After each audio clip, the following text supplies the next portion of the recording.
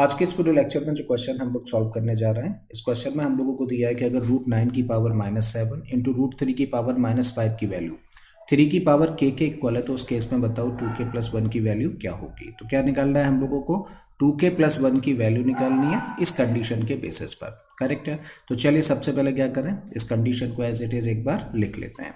तो कंडीशन हम लोगों को दे रखी है कि रूट 9 की जो पावर है वो कितनी है, -7, और इनटू में है रूट 3, और रूट 3 की पावर हम लोगों को दे रखी है -5, और इन दोनों के प्रोडक्ट की वैल्यू कितनी दे रखी है, 3 की पावर k। करेक्ट है। तो देखिए हम लोगों को क्या करना है, 2k प्लस 1 की वैल्यू निकालनी है, मतलब उससे पहले हम लोगों को k की वैल्यू फाइंड करनी होगी। और कभी भी क्वेश्चन एक्सपोनेंट से रिलेटेड होता है, और जिस वेरिएबल की वैल्यू हम लोगों को फाइंड करनी है अगर वो पावर का पार्ट होता है तो उस केस पर हम लोग दोनों साइड्स में सेम बेसिस लेकर आते हैं। ठीक है।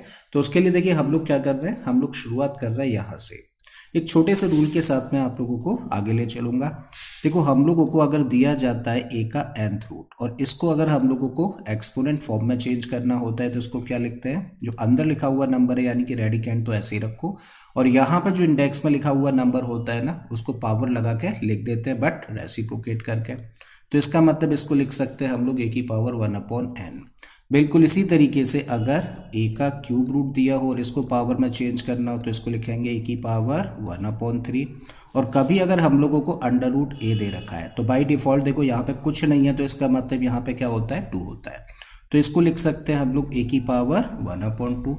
तो ये लॉ लगा के देखो इसको क्या लिख सकते हैं, रूट 9 को इसको लिखा जा सकता है 9 की पावर 1/2, और रूट 9 के बाहर पावर क्या है, -7। तो चलिए ब्रैकेट बनाइए और इसके बाहर पावर रख दो -7। यही चीज़ हम लोग यहाँ पे कर रहे हैं, और इसको लिख सकते हैं 3 की पावर 1/2, और इसके बाहर पावर क्या है, -5, एंड दिस इक्वल टू 3 की पावर k।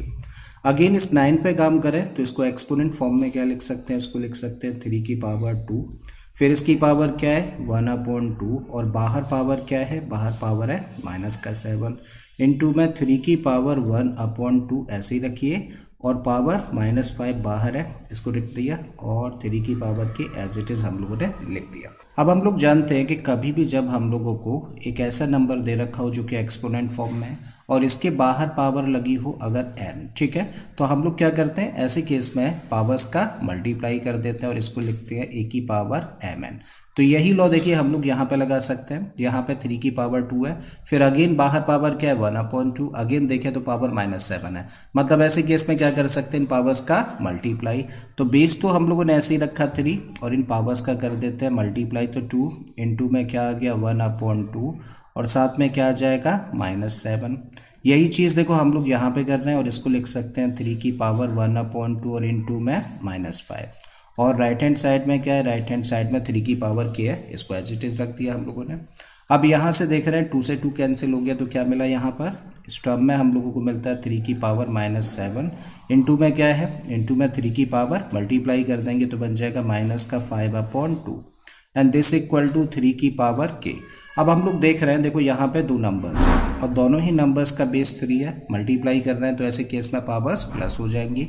तो क्या लिखा जा सकता है इसको, 3 की power -7 -5/2, and this equal to 3 की पावर k। ठीक है, इसको फर्दर सिंप्लीफाई करें तो देखो इसको क्या लिख सकते हैं, 3 की पावर 2 का मल्टीप्लाई -7 में करेंगे तो क्या बनेगा, -14, और -5 कितना हो जाएगा, -14 और 5 हो गया -19, अपॉन में क्या मिला 2, एंड दिस इक्वल टू 3 की पावर k।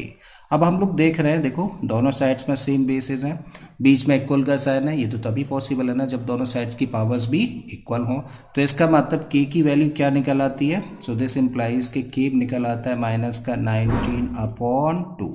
तो देखो k की तो वैल्यू हम लोगों ने फाइंड कर ली, लेकिन फाइनली हम लोगों को वैल्यू किसकी निकालनी है, हमें तो 2k प्लस 1 की वैल्यू निकालनी है। ठीक है, सो देयरफॉर 2k प्लस 1 की वैल्यू क्या होगी के लिए क्या करें, k की जगह पे -19/2 रख देते हैं।